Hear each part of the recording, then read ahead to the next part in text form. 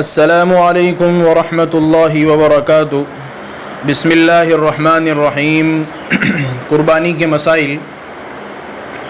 مسائل کے اندر گوشت کے مصارف کیا ہیں، یعنی گوشت کہاں کہاں تقسیم کیا جائے، تو علماء نے اس کی بہت اچھی ترتیب کتابوں کے اندر نقل کی ہے کہ گوشت کے 3 حصے کیے جائے۔ سب سے پہلا حصہ فقراء میں تقسیم کیا جائے، یعنی پورے جانور کے اندر سے اس کا جو گوشت نکلتا ہے ان پورے گوشت کے 3 حصوں میں اس کو تقسیم کیا جائے۔ پہلا حصہ فقراء میں تقسیم کرے، غریب گھروں میں پہنچائے، اور دوسرا حصہ اپنے رشتہ داروں میں ہے، اپنے دوست احباب میں، ان کے گھروں میں پہنچائے، اور تیسرا حصہ خود اپنے استعمال میں لائے۔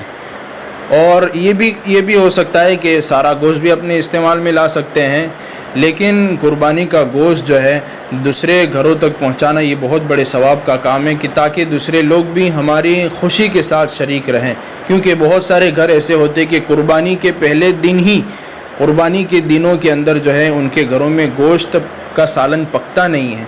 تو جتنا ہو سکے غریب گھروں کے اندر اور جہاں پر قربانی نہیں ہو پائی ہے ان گھروں تک گوشت کو پہنچایا جائے۔ دوسرا مسئلہ یہ ہے کہ غیر مسلم کو بھی قربانی کا گوشت دیا جا سکتا ہے۔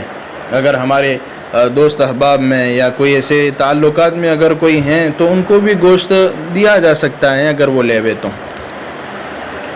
اسی طرح تیسرا مسئلہ یہ ہے کہ قربانی کی کھال اور اسی طرح جانور کے اوپر جو رسی اور پٹا وغیرہ ہوتا ہے اس کا کیا حکم ہے۔ تو قربانی کی جو کھال ہے اس کو مدرسوں میں دے دی جائے اگر مدرسے والے لینے کے لیے تیار ہے تو، اور اگر مدرسے والے نہیں لیتے ہیں تو اس کو بیچ کر اس کی جو رقم آئے گی اس کو مدرسے میں دے دی جائے گی۔ اور اسی طرح جو ہے قربانی کی کھال خود بھی استعمال کر سکتا ہے، یعنی اس کو اچھی طرح نمک وغیرہ اس کی بدبو وغیرہ دور کر کے خود بھی استعمال کرنا جائز ہے۔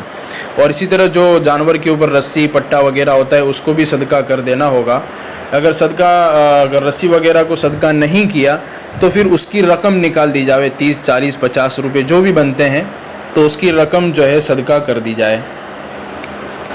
آخری مسئلہ قربانی کے تعلق سے یہ ہے کہ قربانی کرنے والا ذی الحجہ کی پہلی تاریخ سے لے کر قربانی کرنے تک بال اور ناخن وغیرہ نہ کاٹیں۔ یہ کوئی سنت یا پھر واجب اور فرض عمل نہیں ہے، بلکہ ایک مستحب عمل ہے۔ اگر ضرورت پڑے تو ناخن اور بال وغیرہ کاٹے جا سکتے ہیں۔ تو یہ چند مسائل تھے، آخری مسائل تھے قربانی کے تعلق سے۔ اس سے پہلے بھی ہم نے بہت سارے مسائل بیان کیے ہیں، پارٹ 1 پارٹ 2 پارٹ 3 پارٹ 4، تو اس کی لنک بھی ہم نے ڈسکرپشن میں دے دی ہے، آپ وہاں جا کر بھی دیکھ سکتے ہیں۔ آئندہ انشاءاللہ جو ہے ہم تکبیر تشریق کے متعلق کچھ مسائل ہیں اس کو انشاءاللہ ہم کسی اور وقت میں بیان کریں گے، یعنی وہ تکبیر تشریق کے جو ایام ہیں اس سے پہلے آپ کے سامنے یہ چیز آ جائے گی۔ اللہ تبارک و تعالیٰ سے دعا ہے کہ اللہ تبارک و تعالیٰ ان مسائل کو سامنے رکھ کر ہمیں قربانی کرنے کی توفیق عطا فرمائیں۔ السلام علیکم ورحمۃ اللہ وبرکاتہ۔